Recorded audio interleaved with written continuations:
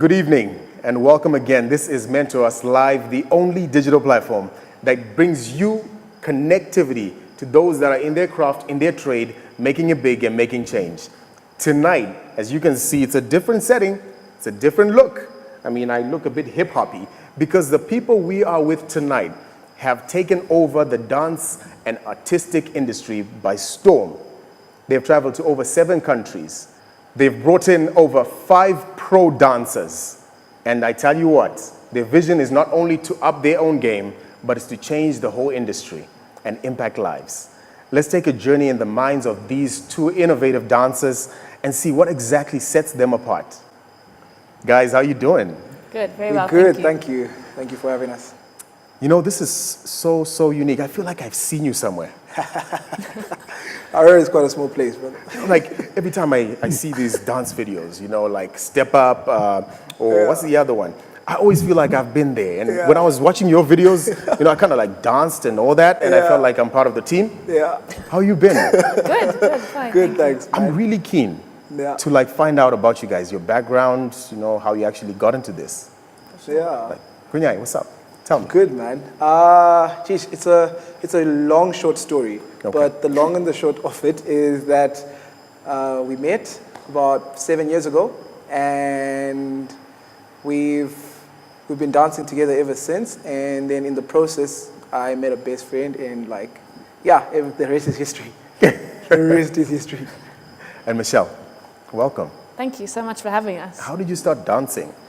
I started dancing when I was 4, and I didn't really have much of a choice. My mom loved dancing, and she danced when she was young, and she was forced to give it up when she was a teenager. So she always wanted, if she had daughters, she said they would always dance. So she took me to my first lesson when I was 4, and I've never looked back, really. It's been a long 23 years. Gosh. So, like, Gunya, how many years have you been in this trade? Cheapest. I think I've only been dancing since the end of high school, so it should be about 9 years dancing. Okay. So, and then I took it seriously, took it serious maybe about 7 years ago when I auditioned for National Ballet for the first time. And that's when we met.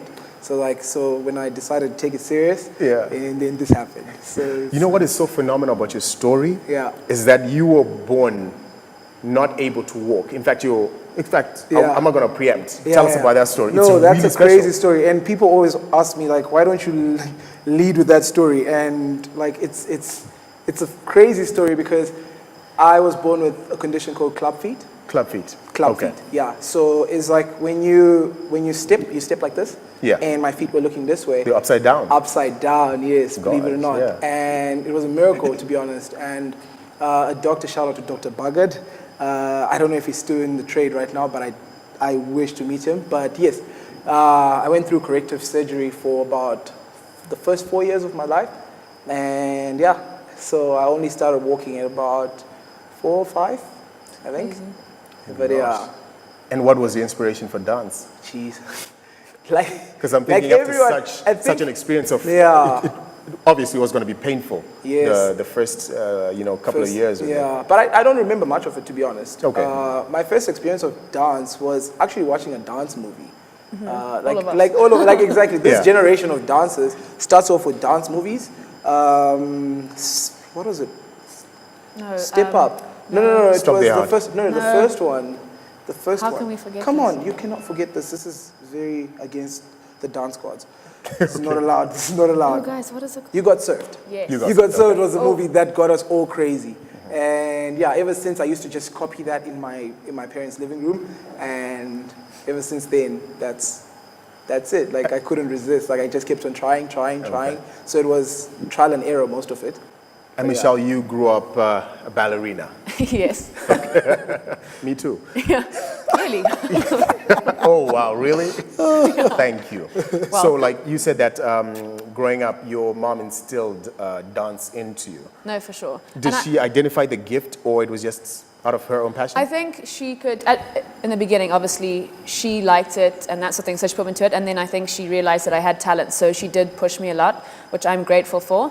I'm so glad that she did push me because I wouldn't have been here today if I didn't. You know, when you get to 10 years old and you're like, I'm not going back. And she's like, yes, you are. Okay. Wow. There's no argument. And from National Ballet to a competition in 2007, you and your you and your girls were dancing. You're called the Pink Panthers. Pink I'm joking. Adrenaline. Pink Close, Adrenaline. The Pink Panthers. But this is the amazing thing. Gwinya, you were not a dancer at that stage. I was not a dancer. I was a non-dancer at the time. I was just a groupie. I used to just follow my friends, cousins around and support them all the way, even though they were getting knocked out very early. But we still supported them. But I wasn't a dancer, but that was my first ever time watching her dancing. And that's the only performance I talked about, but they were just a showcasing performance. Yeah, we didn't compete. So we're not competing. So everyone was so like, random. what if those girls competed? So it was crazy. She can tell you the whole story. So she inspired you to dance? Obviously. Was she that bad? No, I wasn't. Shut up. Wow, no, that's amazing. Welcome to MentorUsLive. Thank you. We just wanted to flex out to just get you comfortable. And, Perfect, thank you. Helped. So you have a dance studio, DanceAvenue, which creates legendary dancers who then get into 8th Avenue. Correct. Okay, you guys have gone to over 7 countries internationally, globally. What is it with then going out? What did you find missing within Zimbabwe in terms of dance? Oh, wow. Do you want to take that? Okay. Okay, I think Right. the missing link for us personally, for our generation, the generation that's coming up now, is the community. But the dance community, but unity being the key word in the community, part of the community. If that makes it, if that makes sense. Yeah. So that's what we learned the most, besides a wide vocabulary of dance moves and dance sequences and routines that we can use. But the togetherness of a dance community is what I think what is missing. Yeah. I think that the main reason for us is that the dance community in Zim is very, very small. Yeah. So in order for us to try and expand it and advance it, we have to go to the international country. We have to go to the leading countries. So we have to go to the States. We have to go to Germany. We have to go to England. We have to do all of that stuff in order for us to bring that back here. Because for us, there's no one above us who can teach us the genres that we wish to learn. So I mean, for us, no one taught us how to do this style of dance. We watched it on YouTube. Yeah. So, or we teach each other. We just say, right, I've got this dance. Do you want to learn it? Yeah. Let's just try and wing it, basically. But for us to advance it with the kids, we have to go out to learn more. So that's why we have always said we have to go out of the country to learn, to bring back, to try and just make it broaden everything here. Yeah. So Gwinya, I'm really keen to know, what was the reaction when you were at home and you said, you know what, this is what I want to get into. It's going to be my livelihood. Yeah. I'm going across town. Yeah. There's a partnership you've just formed. Cross culture. Yeah. Cross income. Yeah. Cross everything. Yeah. What was the reaction? Dude, this is like quote my mom. Yeah. Anzi, akuna mwana wepamba pano anaita zvakadaro zvekutamba izvi. Oh, No, wow. it's not bad, but that was the initial reaction. But they eventually. Gosh, we can't be lost in translation, eh? Exactly. Nope. No, but you know what? They eventually accepted it, and they were very supportive. And when they got to meet Michelle, they thought she was okay. I'm joking. Average. Let's show she was really cool people, and I think our friendship was very positive. So that was the best part about it. So everything that we're aiming at was positive. So yeah. Okay. And Michelle, obviously you've been dancing since you're 4. Yeah. So the fact that you wanted to take it as a profession possibly would not have struck your family in such an awkward way. But when you then said, look, my partnership, I want to switch from ballet to hip hop. Yeah. What was that reaction? Are you serious? That was pretty much it. So I'm very trained. So when I used to dance, it was by the book. Everything we used to do was written in a book. 1, 2, 3, 4 counts. You do this step, hop, arm here, this here. And I was like, I don't want to do that. Wow. I don't. So to explain, my best way of explaining. So it was one Haifa, National Ballet. I was dancing for them. They asked me to choreograph a piece. Yeah. And the theme was ABBA. Okay. I don't listen to ABBA. I mean, they're great. They are. I can't so. dance to ABBA. Anyway, so I thought of a concept. Yeah. I was like, I'm going to spice it up a bit. Yeah. Okay. So Emma's like, you have to choose an ABBA song. I said, no, that's fine. So I made it part of the skit in the show, right? So it started with like 30 seconds of ABBA. And then in the skit, we went and like changed the song. And the song that I put on, I think I was 19, was like, you think you gangster, cause you did. wow. I'm not joking. my And then goodness. at the end of the like dance, then the teacher would come in and be like, what are you guys listening to? And because I was like, I can't dance to ABBA, so That don't is make me so- do it. that's So yeah, crazy. that's kind of, I think everyone, I didn't really listen to what people would say. Yeah. I was literally always the only white girl at like a competition. Like, Yeah. hey guys. Exactly. I was the white girl that did the handstand. Yeah. That's, Oh, wow. yeah, that's what I was known as. But This I was loved This it. was us, literally. I'm not joking. Hey, go in and do your move. Oh, But I you could- posted. Oh, that was a reaction every Yeah. single time. Oh, wow. No, but like obviously my family was incredibly supportive, and so it went so well, and I couldn't have stuck to the books and stuff. Yeah. So yeah, I'm very glad that I did move to hip hop because it's so much more free compared to everything else, I find. So you know why I actually asked this question? Because families come into play quite a lot. And there's a lot of input that they actually put within the decisions that you make. So it was really key for us to Yeah, find for out how, you know, your background, even in terms of the cross-cultural, the race thing, Yeah. and all that, because there's a lot of, the race card is played a lot of times in terms of business, which actually moves us to the next section of this interview, is the enterprise part of DanceAvenue. Tell me about the business structure within your business and how you actually decided who does what and how you actually progress your vision, for instance.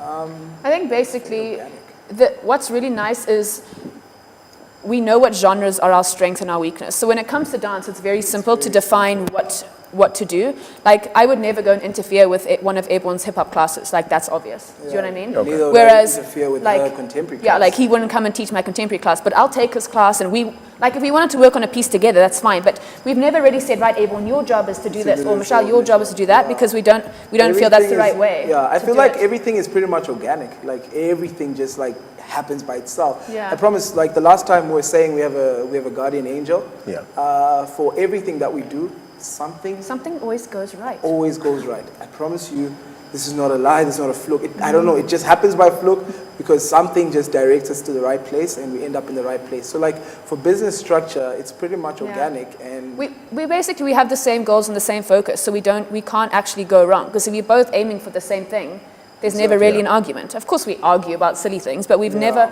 not once, had a major argument or anything. About anything. Because we know what our focus is. We know we're both driven as much as each other. Maybe everyone a little bit more than me, but anyway. But we do know what we want to achieve, and we set our goals together. And so far, for we've it. achieved every single one of them. That Like, we've tried to go for. yeah, for sure. So you guys are the youngest dance company. In terms of age, Yeah. as well, on an individual stage, Yeah, and as well as the age of your company. yeah. What's been the response and reaction with other established companies that came in way before you guys? I mean, there's not that many established companies. There was like Timbuktu and stuff. But Yeah. for us, we are a company, but obviously we can't be professional until your profession is dancing. So we're still an amateur company. Yeah. But so yeah, we're not as though we're the youngest. But I think Airborne and I are the youngest studio owners. Studio, That's yeah. for sure. So That's like definitely yeah, I for think sure. yeah, and do you know what? It had mixed reactions in the beginning. Yeah. Because we were the new kids on the block and all that stuff, and without being like controversial, like it kind of sucked, but at the same time it kind of motivated us to be better. You know, so like people's reactions kind of influenced our progress. Strengthen us, really. Exactly. So. And you guys are disruptors, basically. Yes. So pretty much Absolutely. You guys are really, really disruptive. Your innovation is crazy. I had the privilege of attending, like before this interview, of course, of attending Incognito. Oh yes. That concert was amazing. The very first. They did it in a warehouse. Lights, camera, action. That's crazy. That's the first one like that I attended. But before that, you had Lion King. Yeah. It sold out 3,000 people, the biggest attended dance act ever. Yeah. Well, in my own books. Yeah. You Yeah. pulled crowds more than We Haifa, did. possibly. It's actually crazy because that night crazy to we think broke of. a record, remember? Yeah. I forgot about it, but we broke Yeah. the book. There's a Book of African Records. It's called the Book of African Records, and we broke it for the largest Number of of people doing a choreographed dance routine in Africa. And I think we had 3,000 people dancing the same routine time. at once. And we've got like our certificates on our wall. So so that was kind of amazing. So that was that pretty night. cool. That was a pretty cool night. So big this night whole for us. disruptive nature, how do you create these ideas? What's your creative process like? There's not much of a creative process. Like It's this. literally, there's not much of a creative process. That's actually what we don't do. We Oh don't. my guy. We literally, we could be sitting, hey, I got an idea. What? Yeah.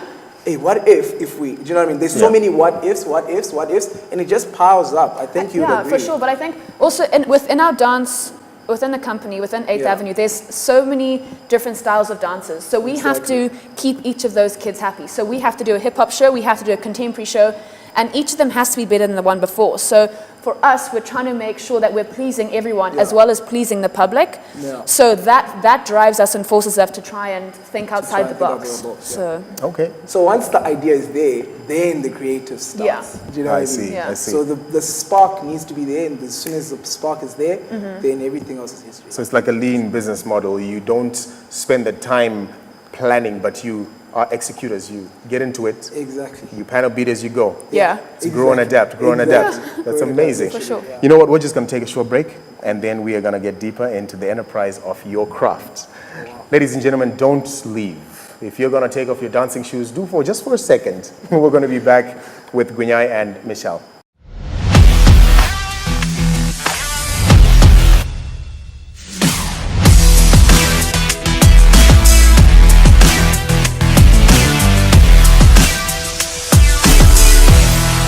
Welcome back to Mentor Us Live. Today, as you know, well, hip hop, dance, and I'm just trying. Don't judge me. But today, as I mentioned earlier on, we're joined in studio by two of the youngest disruptive dance entrepreneurs in the country.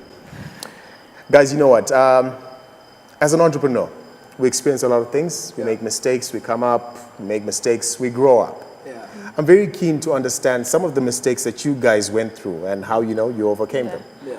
I think our biggest mistake is sort of assuming that people are going to continue to follow you or are going to continue to walk in the studio. That's not something that is guaranteed every year or every term. Like if we don't put the work in or the marketing in, it just doesn't happen. And I think we learned that The hard way.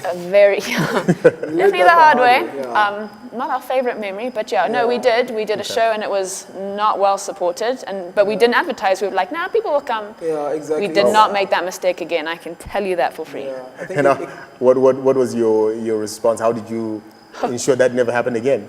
I think we cried after that show. We lay on cried the a lot. stage with the curtain down and cried together. But from that, we learned a lot, and we learned that we have to be way more aggressive with our advertising. That's very important, and staying relevant as well, and always switching it up with styles, with whether the style of show or We the can't be concepts monotonous. or venue where you're doing the shows and stuff. So everything just has to change all the time, keep people surprised and interested. Oh, that's so cool, eh? And as you obviously know, that we are Mentor Us, which means that we thrive a lot in terms of people who inspire us. It could be individuals, organizations. They could have certain traits that we look at and we say, look, this is it. We want to emulate that. We want to be big, and we want to just make it like them. Yeah. Who are your inspirations? I mean, everyone and I both have like our favorite. If you're talking about more like the dance side of it, we do have people that we look up to. I mean, there's Napoleon and Tabitha, who, I mean, everyone knows them from So You Think You Can Dance. Yeah. And there's Keone and Mari Madrid. Okay. And like both of them, they're partnerships. And that's what we like a lot, because you're not just focusing as individuals. Yeah. It's so much easier if you're in a partnership Yeah. because it's two minds together. Yeah. So I think, So you can actually balance, you find balance in a partnership, do you know what I mean? So as long as you're doing it for the right reasons, you find balance. So like she said, Napoleon, Tabitha, and Keone and Mari are one of our biggest like Inspirations. and idols. And as entrepreneurs, Yes. you obviously have something that keeps you up at night. You have a desire to solve a problem, Yeah. What's the thing that DanceAvenue is seeking to solve within their vision? I think for us, it's just, everyone and I are so so aggressive with what we want to achieve that sometimes we feel like we're never actually satisfied. Like someone can come to us after the massive show that you sold out and you're like, guys, that's amazing. We're like, yeah, but we should have done two. Exactly. Okay. See? Yeah, like So they were it's like, why didn't we do never two? Like we did so well, why didn't we do two? Yeah, exactly. So that's what frustrates me. Yeah, I think like, that's the thing. Like, I think like it comes back to relevance. Do you know what I mean? Like staying relevant all the time. So your mind never stops as a creator. It never really stops. If you ever settle as a creative, you're done. You've lost. Yeah. That's where you've lost. And for an entrepreneur who's out there, they might be afraid to pursue their dream. You know, maybe it's cultural. Yeah. Maybe it's financial. Yes. In terms of igniting passion, what would you say to that young person out there? Wow. I think in order to get something out, you have to put stuff in. So if you're an entrepreneur, you have to take some risks. Yeah. So, and I mean, we've all been there, we've all done that. So if you don't actually put in the work, your dreams don't just come to you. You can dream it all you want, but unless you make it happen, it's not going to happen. Yeah. Exactly. So I think it's being proactive. You have to be proactive. You have to always put out material. And by putting out material, it could be doing the job that is not paying you anything at the time. Yeah. But you have to have a forward-thinking mentality that, like, what can I get out of this job? What relationships can I create out of this? Or what can I benefit from going to a road show that have been asked to perform? Like, we've performed at a road show before. Do you know what I mean? But when we're starting out, it's not like we just started and then everything was going smooth. We had to catch those bumps, and once you catch the bumps, you're going to catch the good waves, and then that just flows from there. I think people also think that you have to win big immediately. Yeah, like everything exactly. takes time. It takes I mean, time. we've been lucky that it's been a short amount of time, but it could take you 10 years, it could take you 10 months. Like you don't actually know how long it is, but if it's what you want, you just have to continue to go for it. Exactly. And obviously, as I said before, you guys are disruptive in nature, meaning that your innovation game is on point. Thanks, man. Speaking about the future of DanceAvenue, the future of the dance industry itself, what do you have in store for us? Wow. Tell us the secrets. Immediate future or distant future? Immediate. Immediate future. Well, we have this event that we started last year. It's called Urban Dance Experience. And it's where we bring out international choreographers that come and teach in DanceAvenue. But this year we chose to open it up and have them teach at a bigger stage, on a bigger platform, and allowing all dancers to get the experience. And as well, Michelle can tell you about the showcase. We're doing a showcase which involves 3 of who we think are Zim's top studios and stuff. So we've got Eminem, we've got ourselves, DanceAvenue, and we've got June Peter's Academy, who's Breakthrough Productions, and we're putting on so basically everyone's going to have like a 15-minute set they can do, and basically we're just saying do as much as you can, do the best you've ever done, and let's change how people view a show. You know what I mean? Like we have to, in order to get the audience back, because audiences have died down a huge amount, so we have to earn their respect back, and I think this show is going to be big enough for us to do that. And as the dance industry itself, is there a future, or people definitely. are just Definitely dancing? there's a future. No, for sure. I think, we are the future. Like, I feel like the young generation, we are the future. That's why we targeting them, to inspire them and kind of get them out of their seats and start moving with us. Yeah, and understand that dance can be your profession. You don't have to just do dance while you're at school and give up at 18 to go to university. If you go to university, do you know what I mean? Like a lot of people who dance, they end at 18 and that's all they do. You know, Exactly. it can be taken forward. Like we're proof that you can take it make forward. a living off of dance. Okay, so what's making the other young dancers not as prominent? If you're saying that it's possible to make it a career, it comes. I think it's a lot from family. Yeah, I think it's also self-belief, to be honest. Like if you don't believe what you're doing, like it's very clear. Like a wise man once said, the person that believes they can do it and the person that believes they cannot do it, they're both usually right. Do you know what I mean? So the moment you believe that you cannot do something, or that is too uptown for me, or that is too, do you know what I mean? Like as long as you start looking at things from outside the box, then you can't actually get to see exactly. Okay. Yeah. So it's all about the perspective. Perspective. sure. Perspective. Whatever you believe in, whatever you want to achieve. It sounds so cheesy. You can I know, do right? it. Yeah, but it's that's so true. Like you said, like it sounds so cheesy, but like if I didn't believe that it was possible to this dream that I'm living every day. Yeah. Like, do you know what I mean? Like, I haven't even gotten to wake up yet because I don't want to ever wake up from it because it's every day is literally a dream because, do you know what I mean? Like, it's what I love to do, and Yeah, we're lucky enough. we're lucky enough. Do you know Our what I mean? job is our passion, It's so our we can't passion, actually and go wrong. when people used to say that, I was like, this privileged person. And they were like, yeah. They're like, Yeah, I am. Exactly. So thanks so much, guys, for sparing your time. I know you could have been doing something else other than sitting here, maybe dancing. But thank you for your time. I mean, maybe as a shout out, you've got something to say to the audience as we log out. Yeah, I just want to say that, guys, you can literally be anything that you want to be as long as you just put in the time and as long as you put in the effort in what you believe in, you can be that. Just look at the short term and your long term and work on your short term every single day, and your long term will sort itself We'll out. get closer. Yeah. Yeah, that's cool. So anyway, yeah, thanks so much. Thank you. Mentors Live, the only place where you meet people who can hang their boots for a second and talk to us about their entrepreneurial journey. Thank you so much for joining us, and we'll meet again next time. Ciao.